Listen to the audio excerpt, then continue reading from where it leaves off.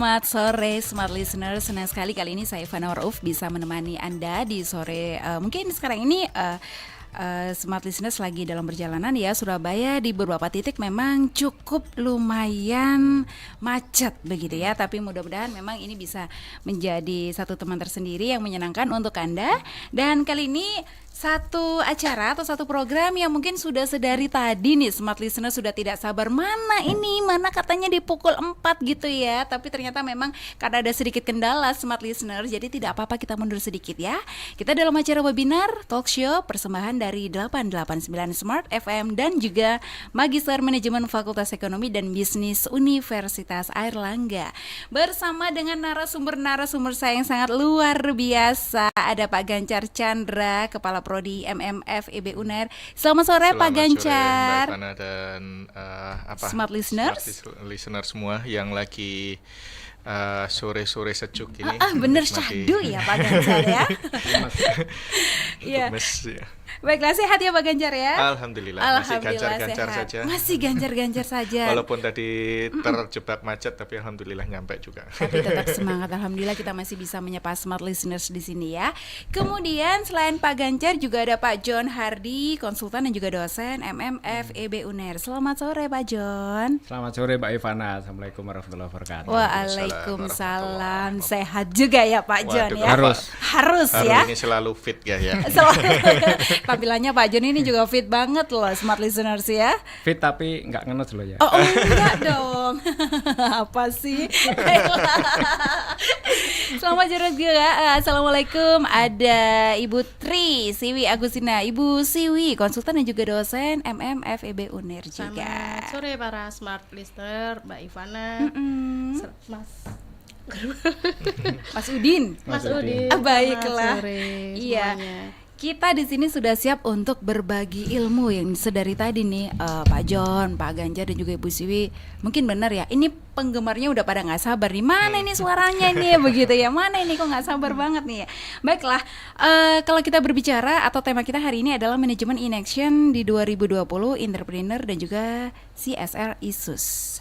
Dan Smart Listeners, sebenarnya apa sih yang dibutuhkan para pelaku manajemen wirausaha dan juga para CSR di tahun 2020? Mumpung momennya tepat sekali, baru awal kita masuk di tahun 2020 begitu ya. Kira-kira apakah atau bagaimana sekolah bisnis itu mampu memberikan solusi dalam menghadapi perubahan-perubahan yang pasti akan terjadi? Bicara tentang perubahan 2019 ke 2020 sudah pasti harus banyak perubahan ya.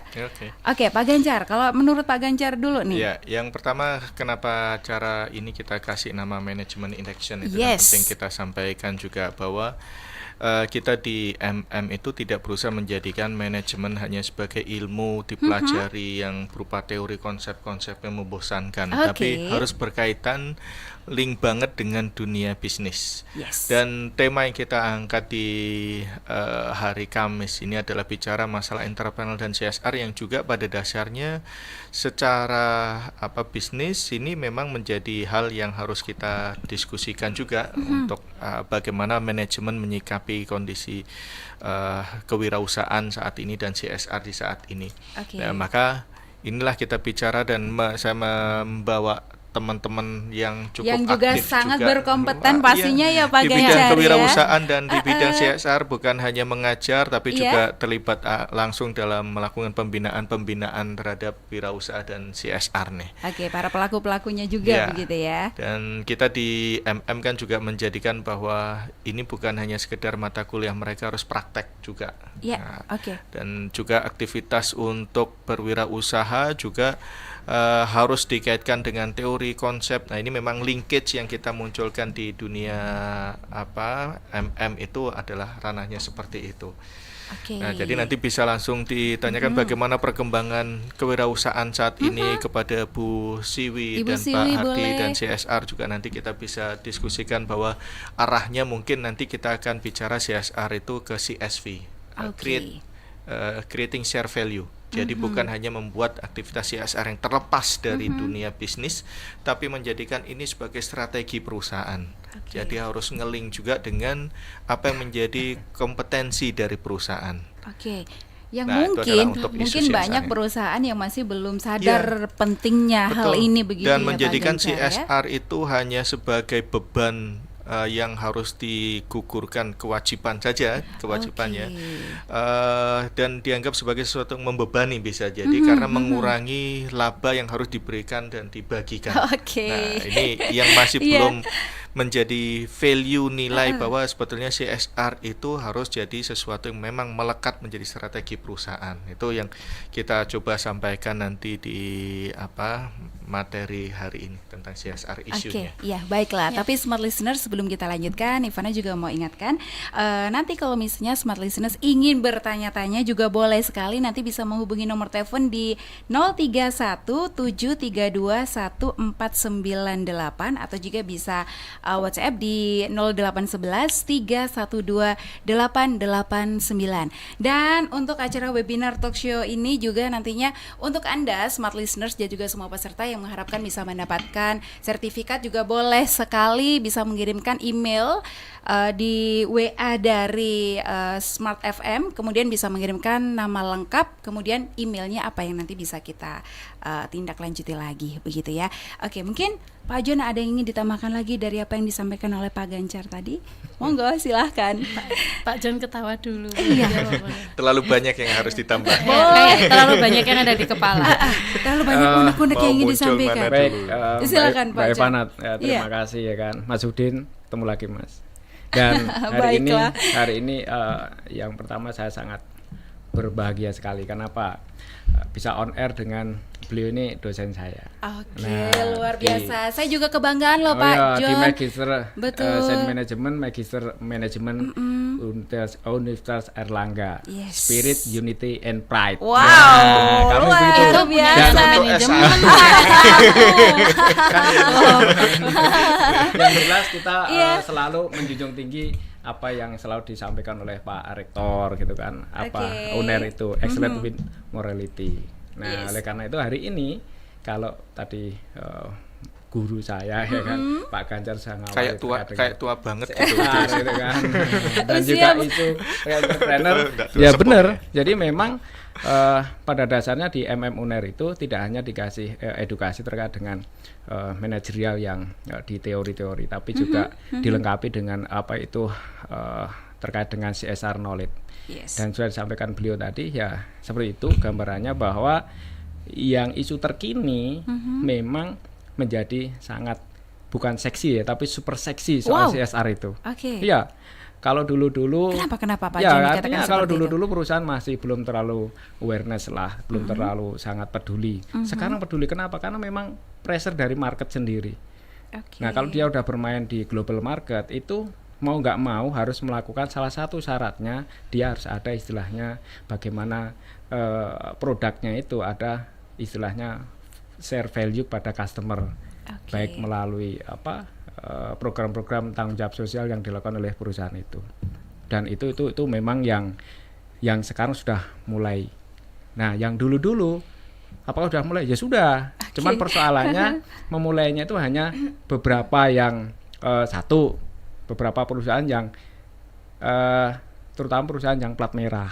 Oh, baik. BUMN. Baik, yes. Itu kenapa? Karena memang ya regulasinya sudah ada sendiri. Misalkan BUMN ada permen BUMN, mau nggak mau harus melakukan, Iya. mandatori sifatnya, Betul. mandatori. Tapi yang private company yang swasta ini mulai oh iya ya ternyata kami harus melakukan program tanggung jawab sosial perusahaan, di mana mereka harus betul-betul memberikan edukasi juga kepada internal maupun di eksternalnya. Nah, mahasiswa yang di UNER ini adalah rata-rata memang mahasiswa sudah pengalaman kerja di perusahaan, baik perusahaan BUMD, BUMN. Jadi bukan dan- para pemula yang nggak mengerti sama Enggak, sekali, tapi enggak. mereka sudah Harus profesional, ini punya sudah pengalaman profesional kerja. Iya, memang luar ya. biasa kalau di UNER Oke. itu mereka sangat interaktif dan juga sangat positif mensikapi dari edukasi yang diberikan oleh kampus, Yes. terutama terkait dengan CSR. Dan CSR erat dengan kewirausahaan, makanya Oke. beliau nanti pakarnya kewirausahaan akan sampaikan banyak perlu digali banyak sama Ibu Siwi ya. Ibu Dr. Siwi. Oke. Karena bicara masalah perusahaan bukan Iya, hanya Pak tadi Ganjar. perusahaan yang BUMN, BUMD, tapi kita juga mendukung adanya wirausaha. Jadi profesional itu kita juga menerima mereka yang berwirausaha, sehingga hasil-hasil risetnya juga berkaitan dengan masalah usaha mereka masing-masing, masalah family business mereka untuk pengembangannya seperti apa dan bagaimana mengembangkan dari offline ke online itu sudah menjadi hal yang tesis mereka arahnya ke sana.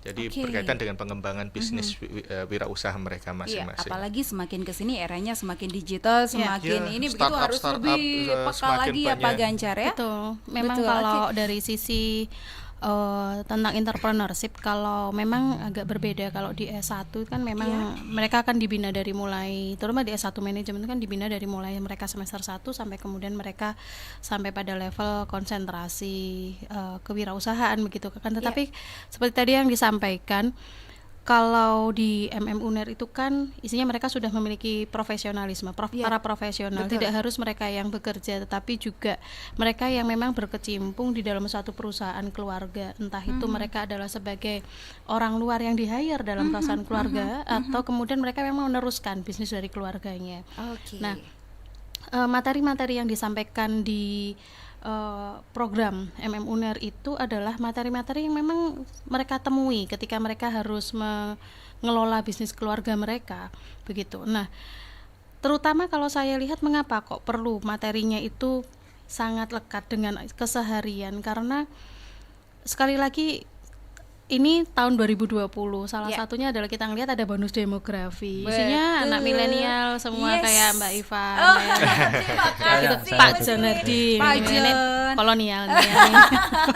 Nah, itu bagaimana mereka sebagai generasi milenial ketika dihadapkan pada berbagai macam era digitalisasi, semuanya yang serba ada dari sisi teknologi sudah ada di depan mata. Jangan yang sampai lupa adalah dari sisi etiknya gitu. Karena kita jangan sampai kemudian semuanya dimudahkan dari sisi proses produksi, tetapi kemudian kita melupakan bagaimana berhubungan dengan manusia. Betul. Nah itu Ini jadi banyak yang terlupakan ini Bu Siwi. sehingga kemudian di materi tentang misalnya di dalam etika bisnis itu juga akan disampaikan bahwa apapun yang dilakukan oleh perusahaan itu dampaknya adalah pada masyarakat di sekitarnya, entah mereka sebagai pembeli, entah mereka kemudian sebagai supplier, Betul. entah mereka hanya masyarakat saja yang tidak menjadi pembeli maupun supplier, tapi karena perusahaan itu ada di dalam lingkupan tersebut, bagaimana caranya supaya tidak menimbulkan ada masalah dengan masyarakat sekitar, tapi justru memberikan value tadi yang sudah disampaikan.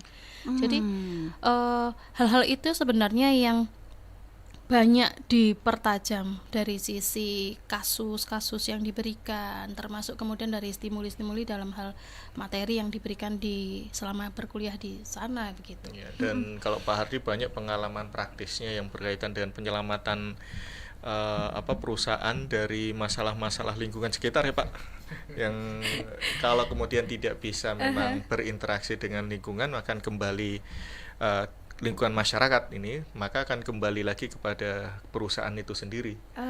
Jadi itu seringkali juga bukan hanya di perusahaan besar, tapi di usaha kecil juga akan seperti itu. Jadi berlaku di semua jenis perusahaan ya Pak Ganjar ya.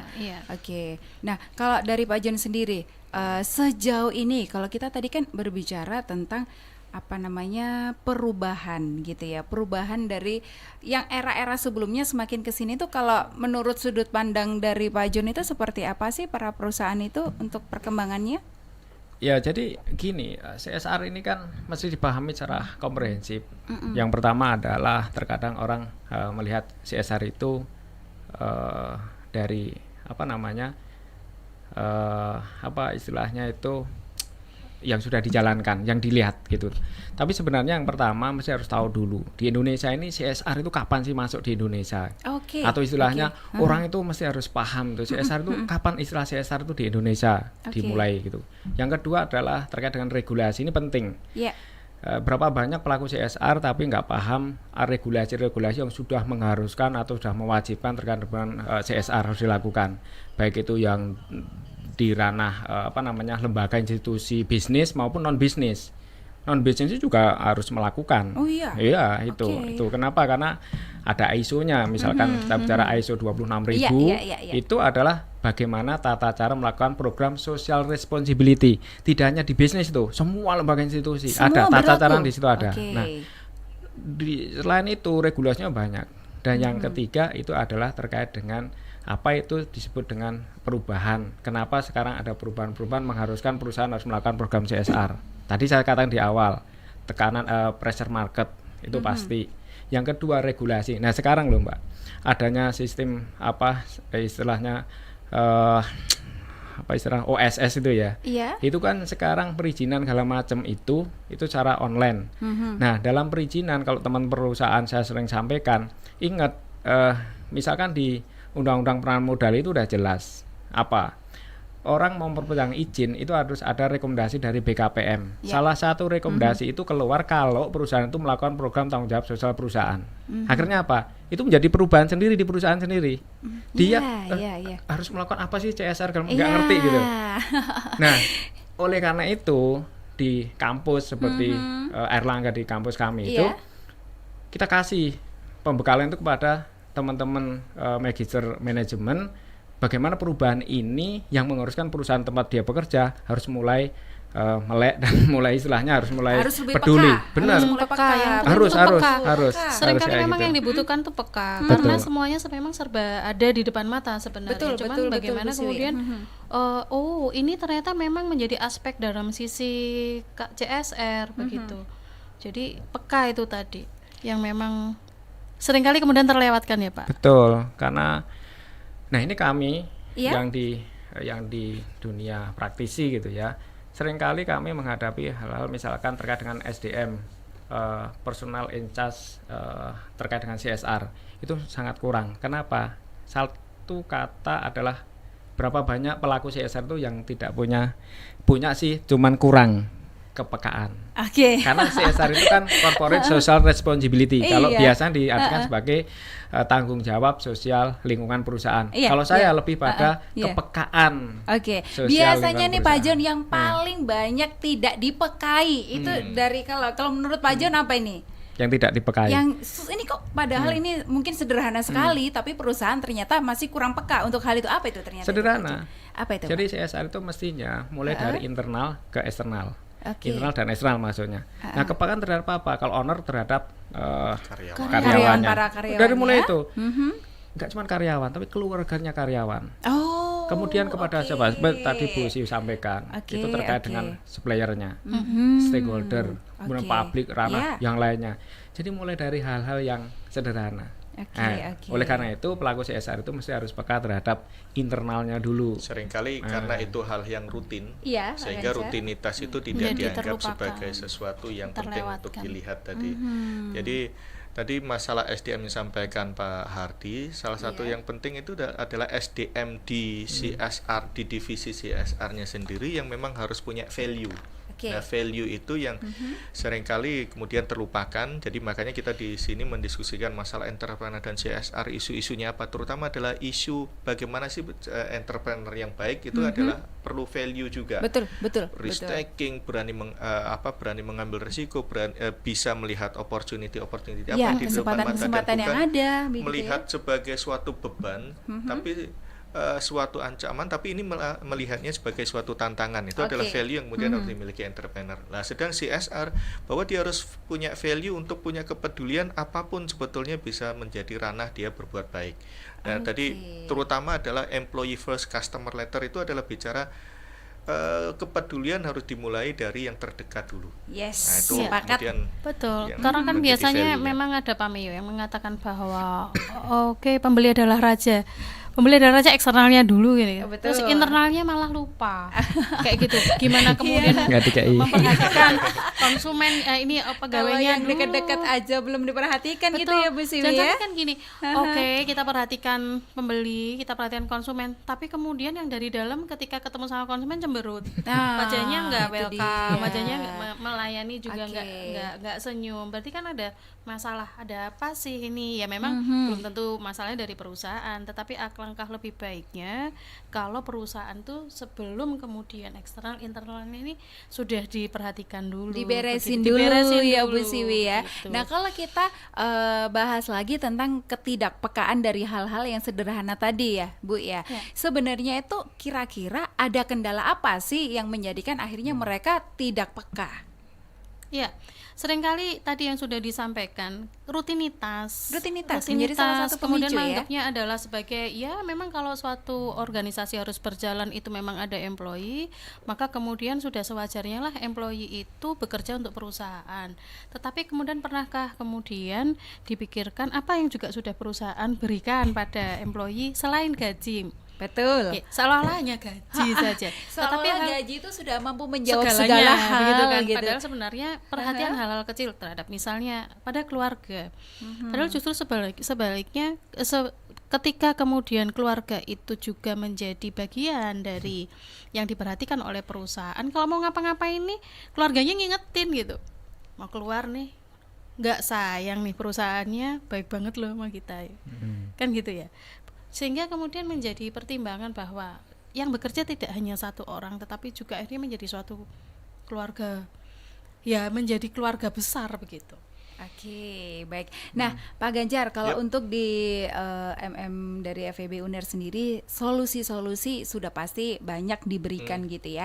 Tapi kalau untuk perubahan-perubahan yang sudah pasti bakal banyak yang terjadi itu, sudah menyiapkan apa saja nih kalau dari Pak Ganjar, dari UNER sendiri? Karena itu biasanya kita di proses pembelajarannya tidak hanya klasikal untuk seperti ceramah gitu, karena bukan ranahnya lagi kita pembelajarannya hanya seperti itu. Maka kita membahas kasus, kemudian mendiskusikan, bahkan Studi lapangan, melihat studi film, lapangan, ke lapangan, melakukan iya. sendiri. Melakukan Untuk sendiri. CSR itu kita minta mahasiswa untuk membuat kegiatan yang memang inovatif. Jadi bukan kegiatan yang hanya rutin itu saja, donor darah terus misalnya. Ya sudah pernah terjadi kegiatan inovatif apa saja nih kira-kira Pak Banyak Ganjar? banget. Kemarin Misalnya? itu kita mengundang komunitas Arek Tuli untuk mengajari kepada kita bagaimana berkomunikasi. Jadi mereka senang, kita juga senang mendapatkan ilmu. Kemudian kita memberikan bagaimana fotografi kepada mereka yang juga tunarungu juga, kepada UKM yang tunarungu. Jadi bagaimana fotografi dan kemudian bagaimana untuk memasarkan lewat online. Juga kita memberikan bagaimana cara membuat lagu religi bagi anak-anak kampung, anak negeri. Nah, itu adalah hal-hal yang CSR kita berbagi dengan cara unik. Kita senang, kemudian yang menerima juga senang, tapi juga ada nilai publikasi yang tinggi. Jadi itu adalah bentuk pembelajaran. Mereka kita minta bukan hanya karena value itu bukan hanya sesuatu diajarkan, tapi mereka harus mengalami sendiri. Bahkan kita juga minta mereka melihat film-film, karena di film-film yang kita munculkan ini butuh kepekaan juga. Mereka melihat bahwa ini sesuatu yang di dunia bisnis dianggap biasa, tapi kita minta berpikir, karena selalu ada dua sisi. Kita minta misalnya mereka melihat film The Man Who Made Us Spend, orang-orang membuat kita konsumtif. Ya. Jadi di situ ada dua sisi, menurut pendapat produsen dan menurut pendapat konsumen. Nah, itu yang kemudian menjadikan kita minta mahasiswa untuk berpikir sendiri. Apakah memang di situ ada hal-hal yang etis atau tidak etis yang kemudian terjadi. Nah, itu adalah jenis-jenis pembelajaran yang kita lakukan. Maka kita berusaha memberikan value bahwa excellent itu juga harus morality-nya muncul juga. Tapi morality ini juga kalau di dunia bisnis harus juga memiliki sesuatu yang bermanfaat bagi pemasaran, bagi aktivitas strategi perusahaan. Maka muncul di situ nanti CSV. Jadi perjalanannya seperti itu ya. Itu dibutuhkannya seperti bentuk itu. Pembelajaran yang kita lakukan memang beragam, sehingga memang ini bisa merasuk sedikit demi sedikit gitu untuk memberikan perubahan. Karena perubahan itu ya kadang memang bisa kita lakukan dengan peraturan langsung, tapi juga masalah value itu tadi yang kita diskusikan lebih penting.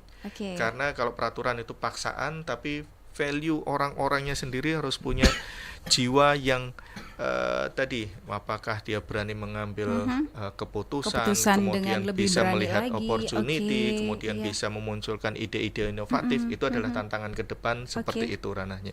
Kalau kita tidak bisa memunculkan value, kita akan bisa digantikan oleh mesin, digantikan oleh artificial intelligence, yang semuanya bisa mengerjakan hal-hal rutin. Dan itu ngeri ya Pak Wah, Ganjar ya, kalau makanya. sampai kita SDM-nya sampai tergeser semua Ya. dengan mesin itu kan bagaimana juga gitu Maka kita ya. siapkan mahasiswa untuk jangan sampai bisa diganti oleh mesin. Oke. Ya, sama penyiar harusnya. juga nggak boleh ganti. Tidak bisa guyon. Oh iya Pak Ardi, betul. Tapi cara-cara seperti yang sudah dilakukan tadi itu cukup efektif ya Pak Ganjar ya, Insya untuk Allah. bisa memancing atau meningkatkan value dari mahasiswa atau para pelaku dari bisnis itu sendiri. Mereka itu nanti kan setelah dapat pembelajaran, mereka kan sharing di kantornya. Oke. Ya, Ya. terutama terkait dengan yang tadi itu masalah apa sih sebenarnya yang menjadi kenapa perusahaan itu enggan melakukan, padahal beberapa orang sudah peka segala macam, karena menganggap CSR itu tadi berbiaya Oh. Jadi beban dengan ya. cost, Jadi dengan beban. uang fresh Oke, money gitu. baik. Padahal yang disampaikan Pak Ganjar tadi Iya. adalah semua sumber daya yang dimiliki perusahaan itu bisa dipakai untuk melakukan program CSR. Contoh misalkan berbagi ilmu, ya kan? Ya. Kemudian apa? Menggunakan fasilitas parkir sudah sepi dipakai untuk acara-acara Bahasa pelaksanaan program apa pemilihan umum misalkan. Oke. Kemudian Iya. alokasi sumber daya yang lain, misalkan ada yang di Direktorat Manajemen Sumber Daya Manusia di perusahaan itu bisa melakukan program misalkan memberi pelajaran bahasa Inggris kepada anak-anak di Karang Taruna dan lain-lain. Itu banyak sekali banyak dan itu sekali. bisa dilakukan itu. Saya masih ingat tuh Mbak. Tapi Hal-hal kadang yang ya kecil Iya, harus gimana Bu berbiaya. Sri? Di salah satu perbankan industri bank di Surabaya itu melakukan CSR-nya itu adalah justru ketika mereka memberikan kepedulian terhadap teman-teman seniman ludruk kayak gitu. Itu kita juga ngelakuin juga ya Pak. Berapa tahun yang lalu ya Pak? Oh, Kurang 3 lebih. tahun kita 3 sudah lakukan sejak 2013. 2013-an dan itu 2015. setiap tahun kita melakukan itu dari MM Unair itu. Nah, ternyata itu juga dilakukan oleh salah satu bank di Surabaya, bahwa kita tahu ada permasalahan nih, bahwa teman-teman seniman ludruk itu sudah mulai Teriritasi, tergantikan begitu dengan sayang mungkin dengan sekali. K-pop, dengan Yes. YouTube dan sebagainya yang Yeah. kemudian tidak orang tidak harus datang ke tempat, mereka udah ada di rumah aja cuma ngeliat gitu. Betul. Nah, mereka melakukan adalah tidak harus mengeluarkan biaya. Perusahaan tidak harus mengeluarkan biaya, tetapi adalah perusahaan akan menjual tiket itu, yang tiketnya nanti akan dikembalikan untuk teman-teman dari seniman ludruk tersebut. Mereka ikut main loh, nggak cuman kita ngelihat gitu, tapi karena mereka terlibat. Jadi langsung terlibat ya Bu Siwi Ya ya. sama seperti kita yang kita lakukan dulu, kami pun juga melakukan, bahwa kami juga berbagi main di situ sebagai pemain, sehingga kemudian ketika hasil dari pertunjukan itu akan dikembalikan pada mereka. Wah, Oke. itu value-nya Luar biasa ya itu Bu luar Siwi ya. biasa. Kita rasa Oke. empati kita terhadap teman-teman seniman itu menjadi sangat tumbuh ya, ada yang gitu. Kita jadi tahu gitu loh, bahwa ternyata dalam memaknai hidup itu ada yang menganggap bahwa sesederhana itu. Iya. Berbagi itu sebetulnya Berbagi, sederhana, ya, tinggal betul. butuh inovasi untuk Betul. menjadikan itu Betul. luar Caranya biasa. mau dikemas seperti apa. Padahal Ya. kalau kita mau lebih peka lagi, sebenarnya cara juga banyak sekali yang bisa banyak. menyentuh Betul. sisi kemanusiaannya begitu ya Bu Betul, Siwi betul, ya. betul. Baiklah smart listeners, Ivan ingatkan lagi, boleh sekali nanti kalau ingin bertanya dengan para narasumber bisa telepon di 031 732 1498 atau bisa di 0811 318 889, atau beberapa juga sudah mulai bergabung karena kita juga live Instagram dan juga YouTube juga ya. Jadi boleh nanti kita tunggu apa kira-kira pertanyaannya, atau mungkin apa yang menjadi kendala yang selama ini kok dirasa susah dan berat banget untuk bisa berubah. Sementara kita break dulu ya Bu Siwi ya, Pak Boleh, John, Pak siap. Ganjar. Ya. Smart listeners, setelah yang satu ini kita kembali menyapa Anda. Smart FM Radio Talk. Bicara buku bukan hanya soal kalimat bermakna, judul dan cover menarik. Buku juga bicara soal proses. Proses menemukan jati diri, proses menemukan keseimbangan dalam hidup.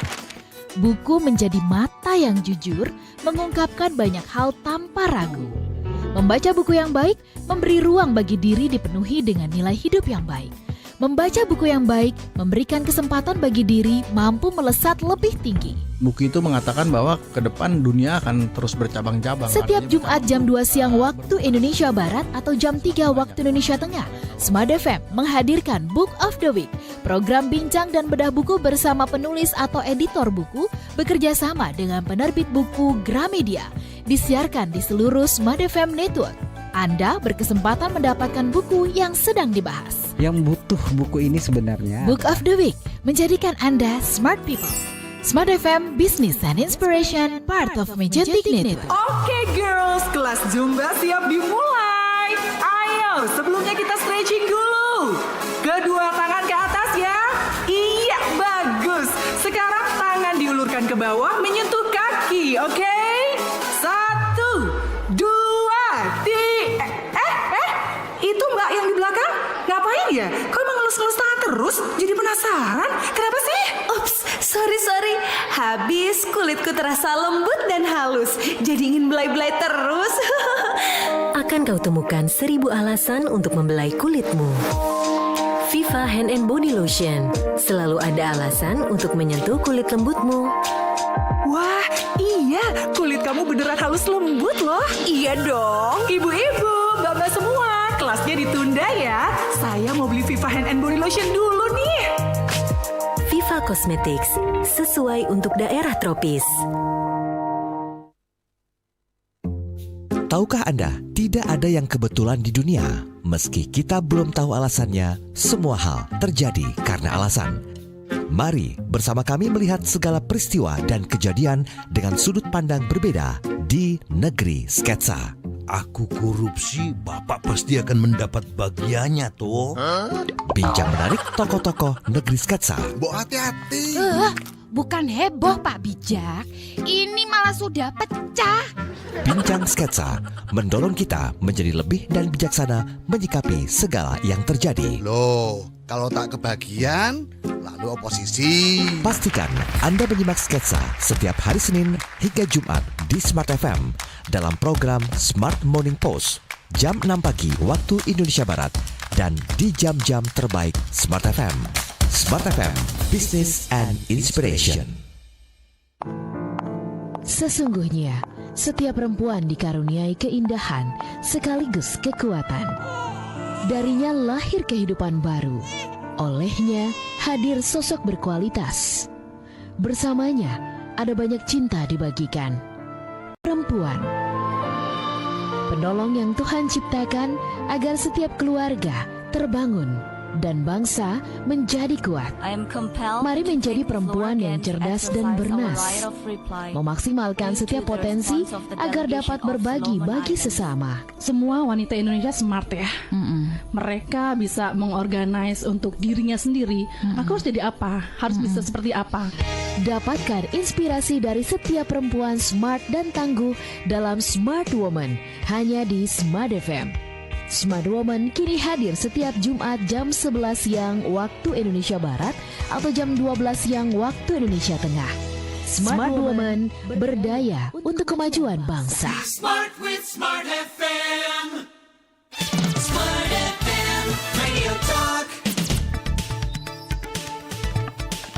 Terima kasih Smart Listeners, masih bersama kami di program webinar dan juga talk show persembahan dari 889 Smart FM dan juga Magister Manajemen Fakultas Ekonomi dan juga Bisnis Universitas Airlangga. Nah, sekali lagi Ivana ingatkan untuk Smart Listeners yang ingin bergabung boleh sekali di 0317321498 atau bisa WhatsApp juga di 0811312889. Dan Anda juga berkesempatan sekali untuk bisa mendapatkan sertifikat ya. Jadi yang ingin mendapatkan sertifikat bisa sertifikat dari webinar dan juga talk show ini dengan hanya mensubscribe channel YouTube Smart FM di Smart FM Surabaya dan juga bisa mengirimkan via WA, email dan juga nama lengkap Anda. Jadi jangan sampai lupa ya untuk bisa mensubscribe channel YouTube Smart FM di Smart FM Surabaya. Berbicara tentang manajemen in action di tahun 2020 dan entrepreneur dan juga CSR issues. Kira-kira kalau kita ngomongin tentang CSR gitu, banyak sekali perusahaan-perusahaan yang ternyata masih dirasa kurang peka begitu ya Pak ya. Masih bersama dengan narasumber-narasumber saya yang sangat luar biasa. Mungkin Pak John Hardy dulu yang mungkin mau kasih ide nih atau masukan nih untuk beberapa perusahaan yang mungkin masih dirasa agak perlu disentil nih Pak, agak perlu diingatkan lagi bahwasanya ini penting banget loh kepekaan untuk ke masing-masing karyawannya atau para pelakunya gitu. Gimana sih caranya Pak John? Pengalaman saya jauh ini itu sebenarnya perusahaan itu sudah banyak melakukan program CSR. Tapi hanya saja yang pertama mereka tidak terdokumentasi dengan baik. Yang pertama itu. Yang kedua masih beranggapan bahwa CSR ya sudah kita lakukan sekedar aja ya, Bu dan Siti, kita nggak perlu harus ini. Itu yang kedua. Betul. Dan yang ketiga adalah memang ini perlu kalau saya sering sampaikan government atau pemerintah itu mesti harus juga peka. Kenapa dunia bisnis itu kan seperti Pak Jokowi yang sekarang itu kan selalu investasi di Indonesia harus ditingkatkan gitu. Tetapi dari dunia bisnis sendiri sudah berinvestasi dan lain-lain, tapi kenyataannya juga dukungan dari pemerintah itu ya sudah optimal, hanya perlu dioptimalkan lagi. Misalkan contoh program-program sinergi antara program perusahaan dengan pemerintah melalui istilahnya optimalisasi biaya dari CSR. Perusahaan tuh nggak ada yang sebenarnya banyak yang mau setuju gitu ya, mau mereka melakukan program CSR untuk misalkan pemerintah punya program yang perlu dukungan dari pihak ketiga, perusahaan hanya tata laksana regulasinya itu yang masih kadang tidak kurang belum begitu, stabil kali ya. Itu yang di ini. Nah, oleh karena itu manajemen in action yang yang harusnya diperlukan oleh teman-teman perusahaan itu. Yang harusnya dicanangkan gitu ya Pak John. Itu sebenarnya mereka kalau jelas gitu, itu yakin kok teman-teman di dunia perusahaan itu aku harus berbuat apa segala macamnya. Mereka cepat juga karena plan do check action mereka itu cepat sebenarnya. Hanya perlu kepastian, baik kepastian di regulasinya dan juga diimplementasi di daerah-daerah. Oleh karena itu saya seringkali kritisi bahwa perusahaan-perusahaan yang kepekaannya kurang itu perlu diedukasi. Enggak sebatas hanya dikasih informasi, tidak. Tapi mereka perlu didampingin. Misalkan cara bikin annual reporting terkait dengan CSR program dan lain-lain. Nah, itu yang tadi sudah kita sampaikan bahwa di program Magister Manajemen ini mahasiswa yang kuliah di tempat kami yang rata-rata dari perusahaan ini akhirnya mendapatkan satu semacam Bu Siwi tuntunan gitu ya. Setelah kami kuliah di sini kemudian begini ya program CSR dilakukan misalkan. Kalaupun sudah ada paling tidak itu tadi ada kendala bahwa CSR udah ada tapi kemudian annual reports-nya seperti annual report gimana nyusunnya gitu. Termasuk mempublikasikan bagaimana mereka memulai hal-hal gitu dia nggak tahu. Tapi di tempat kami kalau Anda melakukan program CSR pertama harus pahamin dulu misalkan itu kita harus mappingkan kondisi sosial atau social mapping. Di kami kasih bagaimana cara mapping sosial. Itu penting itu. Banyak yang akhirnya teman-teman di perusahaan bagaimana cara melakukan nggak tahu. Akhirnya ngikutin semacam seminar kursus tapi juga teknisnya nggak ngerti gitu kan. Kalau karena parah banget Mbak kalau nggak ngerti. Di tempat di mau nanya 24 jam mau selesai kuliah ketemu lagi dosennya boleh nanya juga gitu. Salah satunya kalau nggak mapping itu dilakukan itu tidak tepat. Kita akhirnya kemudian melakukan CSR itu pada target yang salah gitu. Target itu tidak membutuhkan, tetapi kemudian karena kita tidak tahu, tidak mengidentifikasinya dengan tepat, maka kemudian mereka salah sasaran aja.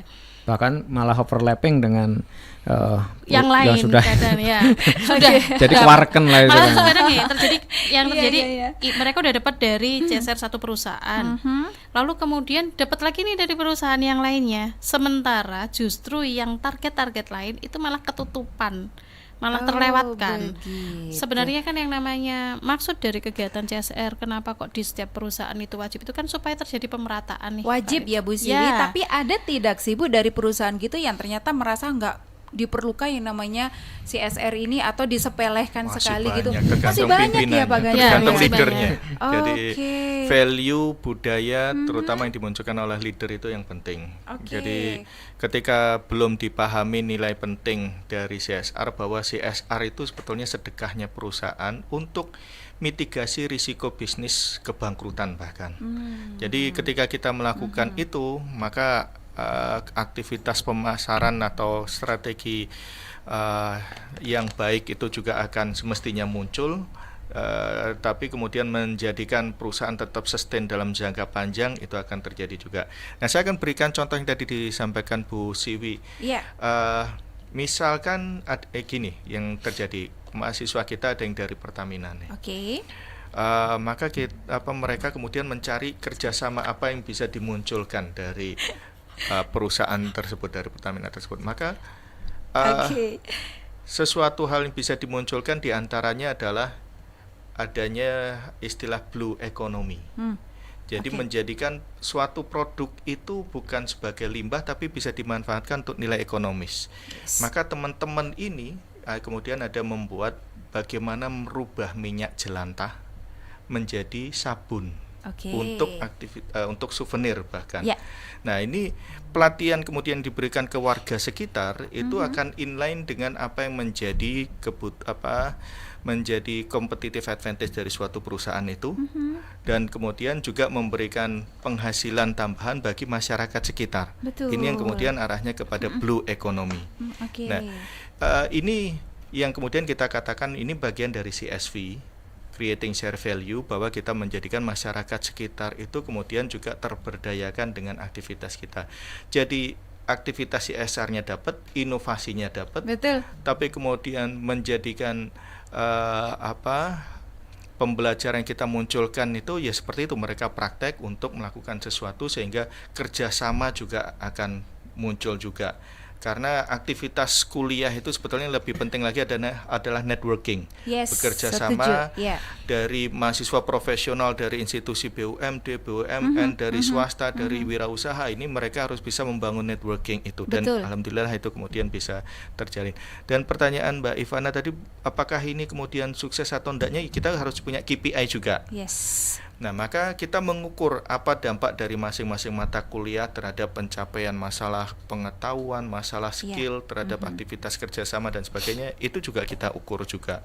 Termasuk intinya bagaimana apakah mata kuliah ini bisa mendorong orang untuk lebih peduli terhadap lingkungan. Nah, itu hal yang kemudian memang juga menjadi penilaian kita. Oke, dan sedang dicari ini ya untuk inovasi-inovasinya supaya bisa kembali lebih. lagi, ini bukan berkaitan dengan banyaknya uang, tapi berkaitan dengan kreativitas kita. Bagaimana kita menggunakan otak kita untuk mencari hal-hal baru, zona-zona baru, sebagai ranah untuk baik usaha maupun kita membuat CSR. Jadi CSR yang bernilai publikasi itu harus inovatif. Dan ini tantangannya adalah harus juga low budget high impact. Setuju sekali. Bukan berkaitan dengan besarnya dana, tapi berkaitan dengan kemampuan kita untuk mengolah otak. Isi kepala yang paling menentukan ya. Ini bukan masalah dana aja. Kalau ada dana besar, ada budget besar, kalau misalnya nggak kreatif juga akhirnya menjadi percuma gitu ya Pak Ganjar ya. Melakukan kegiatan yang rutin itu saja, hanya sunatan massal misalnya. Kemudian donor darah. Betul, itu yang bukan berarti itu nggak fungsi ya. Tapi cukup klasik gitu ya Bu Siwi ya. Padahal kita bisa mengolah atau kita bisa mengemas acara-acara atau yang lain yang harusnya bisa lebih menyentuh lagi gitu ya. Oke. Nah, kalau memang ternyata masih banyak perusahaan atau masih ada perusahaan yang ternyata seperti Pak Ganjar tadi sampaikan, masih banyak yang merasa belum perlu atau masih melakukan istilahnya yang begitu-begitu aja. Apa itu dampaknya ke perusahaan sendiri gimana itu Pak? Pasti ke image perusahaan. Betul. Ketika image perusahaan itu mengalami suatu masyarakat tidak mempercayai, itu pastinya akan value perusahaan juga akan terganggu, menurun juga ya, terganggu begitu. Nah, kan kalau value perusahaan terganggu itu kan juga dampaknya banyak banget, dan mulai dari sisi penjualan, Betul. lalu kepercayaan publik terhadap, contoh kecil aja misalnya ada beberapa perusahaan yang memang selama ini tidak ada masalah gitu ya, dari sisi produk itu bagus dan sebagainya, tapi ternyata terungkap satu kasus di mana dari sisi bagaimana dia memperhatikan masyarakat di dalamnya, internalnya itu ternyata tidak ada satu kasus misalnya yang tidak garap dengan baik atau tidak tersentuh. Maka kemudian kalau kita eranya sekarang kan era informasi itu cepat banget. Oh banget Bu Siwi, betul. Tidak terekspos dari sisi perusahaan, bisa jadi dari dalam itu bersuara lewat media sosial kayak gitu. Sehingga kemudian itu menjadi terkuak. Betul. Terkuak, akhirnya eksternal menjadi tahu. Nah, itu akhirnya kemudian kalau tidak diantisipasi kalau saya rasa dari sisi image dan mengimbasnya pada value perusahaan. Kalau dampak kepada perusahaan itu sudah banyak penelitian yang mengkaitkan CSR exposure terhadap kinerja keuangan perusahaan. Itu sudah banyak penelitian ke sana dan hubungannya positif. Semakin kemudian CSR itu muncul, direspon positif oleh pasar, dan itu akan berdampak pada nilai saham juga. Auto ya. Itu dari segi keuangan. Dari SDM juga Iya. itu akan membangun kebanggaan dari SDM-nya. Betul. Jadi ketika perusahaan dianggap baik oleh orang luar, ya karyawan juga akan ikut bangga. Betul dong. Karena kalau kepercayaannya semakin bagus dari masyarakat, dari luar, otomatis juga perusahaan Kalau dan perusahaannya karyawannya dikenal pelit, tentunya karyawan juga malu nanti. Iya. Malah perusahaanmu pelit, misalnya kan. Jadi dari aspek SDM muncul hal itu. Bahkan mengarah pada turnover intention juga semakin menurun, keinginan untuk berhenti dari perusahaan karena dia bangga terhadap perusahaannya. Nah, dari segi pemasaran tadi juga disampaikan oleh Bu Siwi bahwa berdampak pada image, berdampak pada reputasi, dan berdampak pada niat pembelian itu juga muncul. Bahwa perusahaan yang dianggap baik itu bisa mematok harga lebih premium dibanding pesaingnya. Itu udah terbukti beberapa perusahaan. Jadi keuangan dari SDM, dari pemasaran, hasil riset menunjukkan hal positif terhadap aktivitas CSR. Maka memang tantangannya adalah CSR itu kemudian harus dinotis oleh masyarakat sekitar. Bagaimana makanya itu pentingnya kita begitu berikan value-nya. CSR ini harus sudah mengarah kepada CSV ini ke depan, bukan tadi dipaksa dengan peraturan harus melakukan itu, tapi value internalnya juga harus dibangun juga. Melakukannya menjadi lebih ringan lagi, lebih menyenangkan lagi, bukan sebagai suatu beban ataupun keharusan yang itu aja. Begitu ya Pak Ganjar ya? Betul, bahwa membahagiakan, kalau ingin perusahaannya sukses, bahagia, maka dia harus membahagiakan orang lain. Nah, kunci sukses adalah karyawannya juga, jadi orang lain juga, semuanya kalau bahagia juga auto juga sehingga perusahaan semua akan orang juga mendoakan agar perusahaan tetap eksis. Gitu kan? Betul sekali, betul sekali. Begitu ya Pak Jan ya? Ya, senyum-senyum aja. Iya. Itu yang selama ini selalu kita kalau saya pribadi itu betapa indahnya kalau semuanya saling memiliki kepekaan. Utamanya adalah di korporasi gitu ya. Dan itu kalau tadi Mbak Ivan nanya berapa banyak yang belum kalau macamnya, suatu saat kalau mau lihat perusahaan itu ada konsisten di CSR apa enggak, gampang. Gimana Mbak Ivana masuk perusahaan kan ada tertempel tuh visi misinya. Di visi misi udah kelihatan tuh. Kalau dia itu ada istilahnya ada tanggung jawab sosialnya ataupun lingkungan atau ada kata-kata pemberdayaan gitu. Berarti si owner ataupun istilahnya ya perusahaan itu udah menetapkan bahwa memang perusahaan ini ada nilai yang dibagikan, value tadi. Maka, terlepas dari itu berjalan dengan baik atau belum, gitu ya Pak Jan ya. Di beberapa teorinya misalkan kayak Porter itu sampaikan mestinya CSR itu menjadi bagian dari istilahnya value chain. Value chain itu dari supplier, input, proses, output, customer itu harus ada nilai CSR-nya. Dari situlah akhirnya betul-betul benar-benar udah kelihatan lah bagaimana perusahaan. Tapi bukan berarti CSR hipokrit ya. Hipokrit itu kepura-puraan Pak Ganjar ya. Itu ada salah satu mahasiswinya Pak Ganjar dulu neliti tentang itu. Korporasi hipokrisi, kemunafikan perusahaan, lain di bibir, lain di hati. Itu menarik itu. Judulnya itu menarik sekali loh itu Ibu Siwi ya. Bu Siwi tahu nih yang lain di. Gimana itu? Jadi omongnya apa dia peduli padahal sebetulnya tidak. Nah itu kalau bisa dibaca oleh konsumen itu akan bahaya menjadi bumerang nanti. Karena konsumen kita sekarang juga makin kesini makin cerdas loh Pak Ganjar ya. Karena konsumen itu sekarang tidak harus kemudian mengetahui sesuatu itu dia menghampiri, tetapi juga dia diam aja nggak menghampiri, tapi karena online terus itu knowledge itu bisa di mana saja dan kapan saja. Dan yang parahnya adalah netizen itu banyak yang julid, benar sehingga sesuatu netizen bisa dikomeni negatif dengan cepat dan. Jadi sekarang memang harus ekstra hati-hati nih Pak Ganjar ya, kalau misalnya perusahaan itu baik, nyebarnya baiknya juga akan lebih cepat. Kalau misalnya sebaliknya, kalau ada sesuatu yang kurang baik juga, kita ada di era media sosial yang kencang sekali gitu ya. Iya, juga mau perlu ditutupin hati-hati apa, sekali. tapi ternyata ada lah celah-celah seperti itu kalau kita belajar dari kasus-kasus beberapa tahun terakhir yang misalnya saja itu sudah ditutupi lama, lalu kemudian ternyata terkuak juga bukan malah dari sisi si korban, tetapi mungkin dari sisi yang lainnya. Nah yang itu yang kemudian menjadi ya teknologi akhirnya jadi memudahkan, memang benar-benar memudahkan dari sisi berbagai macam informasi. Oke, tapi dari magister manajemen di FEB UNER ini semuanya tidak hanya secara teori ya Pak Ganjar ya, tapi praktek-praktek untuk bisa langsung menyasar apa sebenarnya yang dibutuhkan banget oleh perusahaan dan juga para pelaku-pelakunya itu langsung di. Dan kembali lagi ini bukan hanya untuk perusahaan besar, bahwa wirausaha pun, UKM pun, kemudian atau untuk kalau mungkin CSR sekarang itu ini Pak startup. Mahasiswa kita banyak yang startup ya Pak. Betul. Itu jadi mereka juga ternyata mahasiswa banyak dari kalangan para startup melakukan juga aktivitas ya. berbagi juga. Jadi UMKM itu misalnya teman saya biasanya UMKM kan Bang Jarwo Tempe itu selalu aktif untuk berbagi kepada masyarakat sekitar, bahkan ada social entrepreneur ke kampungnya untuk kemudian dimunculkan juga, dan tidak khawatir untuk berbagi ilmu kepada mahasiswa-mahasiswa juga. Nah, itu adalah aktivitas CSR juga, berbagi. Jadi tidak perlu kemudian harus uang, tapi tadi sampaikan Pak John, berbagi ilmu itu juga murah meriah tapi tetap ada efeknya. Siap. Bahkan mungkin efeknya jangka panjang ke akhirat ya. Oh iya, investasi akhirat ya Pak John ya. Betul arahnya jauh nih, bisa sampai ke sana gitu ya. Beramal ilmiah. Betul, padahal dengan hal yang sederhana aja. Apa nih Pak John contohnya nih Pak John yang bisa sampai investasi ke sana nih Pak John, boleh dong dikasih bocoran?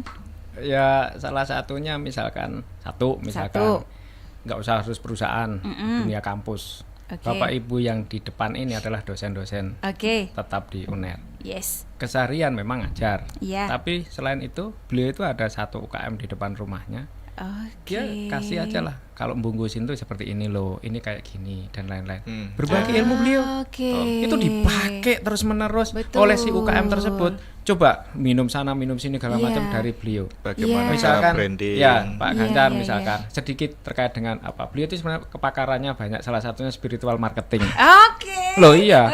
Jadi loh kalau kamu punya anak buah atau bukan mitra ya, punya staf yang bahkan penjualan, tiru iku lho ilmune iblis. Lho kok ilmu iblis apa kan gitu kan. Gimana itu? Diskusinya lama lagi soal pemasaran iblis. Artinya di situ adalah apa? Mau siang, mau malam, mau jalan tidur, mau apa, selalu memberikan edukasi, membisikkan untuk mempengaruhi. Tapi yang positif itu contohnya. Kan jadi beliau-beliau ini contoh sederhana, nggak harus punya perusahaan besar segala macam. Makanya tadi kata kuncinya adalah sebenarnya di people-nya. Di people-nya. Kalau people sudah punya kepekaan, maka berbagi itu tidak lagi disuruh, tidak lagi menjadi satu hipokrit tadi, kepura-puraan. Tapi memang ya udah alamiah. Tapi bahkan merasa menjadi sebuah kebutuhan untuk diri sendiri. Bahkan kalau misalkan beliau jalan kemana segala macamnya, iki sepandukmu ketoknya miring loh segala macam. Baru beli saat itu, baru ngomong ketemu dengan juragannya misalnya gitu, ibu ya beli.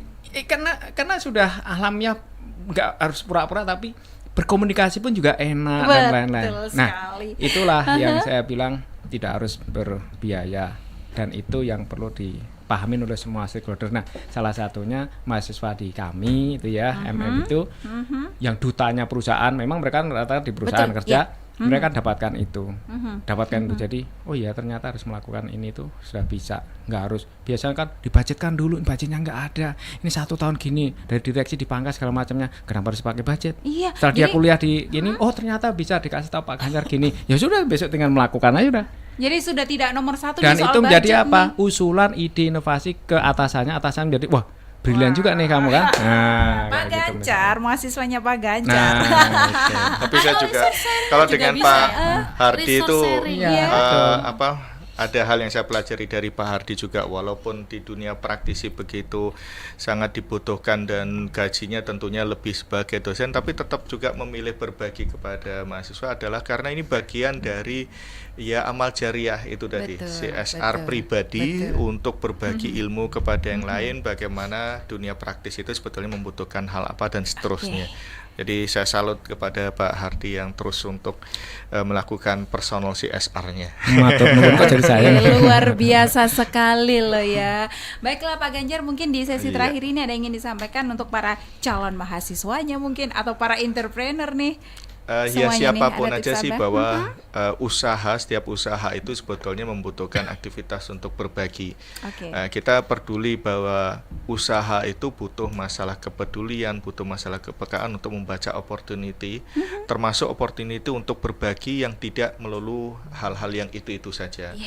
Bahwa hal yang kedua yang berusaha kita munculkan, aktivitas berbagi itu sebetulnya atau CSR ini sebetulnya adalah sebuah mitigasi risiko. Kalau perusahaan tidak ingin bangkrut, salah satu tipsnya adalah untuk aktivitas berbagi. Kita bisa ambil contoh miliarder dunia. Sebut saja Mark Zuckerberg, kemudian siapa? Bill Gates. Itu mereka aktivitas berbaginya juga melebihi kita, bahkan membuat kelompok komunitas miliarder yang berbagi giving pledge. Itu bahkan 90% kekayaannya bahkan berani untuk dibagikan. Mereka nggak pernah takut untuk berbagi, artinya mereka melihat bahwa aktivitas berbagi itu akan kembali manfaatnya kepada mereka juga. Nah, itu yang kita masih belum melihat hal itu sebagai suatu value yang penting, bahwa sukses bisnis itu bukan hanya aktivitas manajemen modern saja, tapi juga berbagi itu bagian dari kita melakukan bagaimana membuat perusahaan tetap sustain. Nah, itu value yang berusaha kita munculkan. CSR zaman sekarang harus sebagai suatu value, bukan sebagai suatu kewajiban. Dan UKM startup itu juga harus melakukan aktivitas CSR ini, tidak nunggu harus kaya dulu, tidak harus besar dulu, tapi sejak kecil aktivitas berbagi harus menjadi suatu budaya. Baiklah, kalau kita sudah memiliki jiwa berbaginya itu sudah bahkan semacam kecanduan untuk berbagi, itu luar biasa sekali sebenarnya dampaknya ya.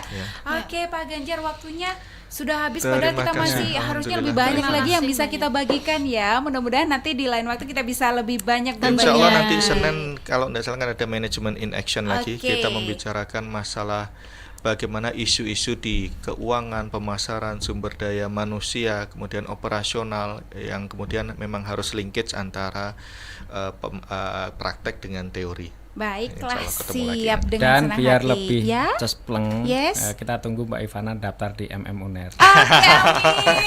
Ya biar tahu tuh kan, ya tidak bener nggak sih yang di sana itu kan? Betul. Karena kalau teori aja nanti kurang bisa dibuktikan, bener nggak sih begitu ya? Ini mungkin juga untuk para smart listeners ya. Jadi jangan sampai ada muncul hipokrit, jangan cuma hanya di bibir saja ini. Manis di bibir ya. Karena kalau sudah berani siaran begini, benar-benar bisa betul-betul bisa diaudit lah. Gitu.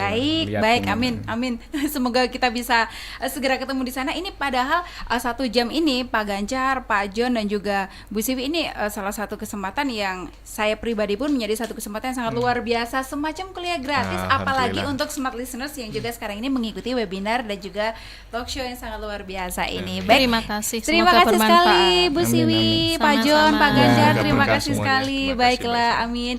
Dan smart listeners jangan lupa untuk segera subscribe yang tadi mungkin masih belum ya, channel YouTube dari Smart FM di Smart FM Surabaya, dan juga segera isikan data atau nama lengkap yang bisa bisa Anda kirimkan di nomor WhatsApp dari Smart FM di 08113128889. Kirimkan juga email Anda untuk Anda bisa berkesempatan mendapatkan sertifikat dari webinar dan juga talk show.